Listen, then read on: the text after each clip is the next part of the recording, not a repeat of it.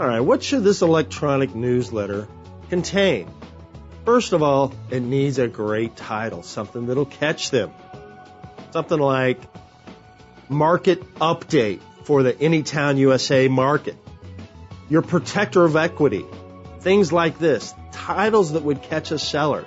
Not Rich's Newsletter, nothing like that. Something that'll catch them, that'll make them want to read it. That singles them out as this is important to you. This newsletter will help you manage the equity in your property. There's another one, Managing Your Home Equity. Great title right there. It should have your picture at the top of it. That way, you're recognizable. You never know when you're in the grocery store. Hey, I get your newsletter. Really? So how long have you been in your home? Or you're thinking about selling it? That's why your picture must be in this. Also, let's talk about pictures for a second. Now, how many agents' business cards or newsletters have you seen, and then you've seen the agent and said, you know what? I think that picture's got to be at least 20 years old. Trust me, sellers and buyers feel like that this is a manipulation. Update your photos at all time. I know you look great 20 years ago and now you're a little older. People would rather have the truth. So make sure your photos are truthful. Also in your newsletter, market update with sources quoted. Pull out articles from all those places I just mentioned to you. Insert them into the newsletter. There's a great site called Realty Times that gives a market economic outlook for all the cities in the country.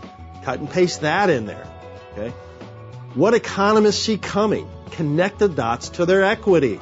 You know, Fortune has said in some cities in the next 12 months here that there will be reductions in homeowners' equity by 5, 10, 15%. Let them know now. So maybe now is the time to sell, or if not, it's going to be 3 years from now.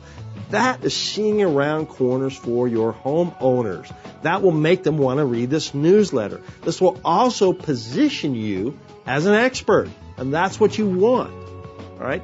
Recognize your clients in the newsletter too. That way everyone else sees that you're working. List the buyers and sellers over the last 30 days because you're going to want to send this newsletter out every 30 days. And recognize the clients. Put their names in there. Congratulations to Bill and Mary Johnson. Just bought a new home on 123 Maple Street. That way they see you're in the business. Also, put some of your favorite good-looking listings in your newsletters, the pictures and descriptions, and then a link to your website. Now, pictures in a website or in a newsletter are critical. Make sure you pick listings that the picture looks a lot better than the price. Haven't you ever gone through a website or a real estate book and seen a picture of a house and it's gorgeous, and then you look at the price and go, oh my God, what a great deal. It all depends on the angle. Make sure you don't pick properties that it's 3/4 of the picture's a freaking garage and one tree. Don't put those in there. Those aren't attractive. People aren't going to click the link. All right? So those are some rules in the electronic newsletter. Now let's talk about your postcard campaign. As you send this electronic newsletter once a month, my recommendation would be the first Thursday of every month. Pretty good day for people to read a newsletter. Monday, they're hitting delete from all the junk mail over the weekend.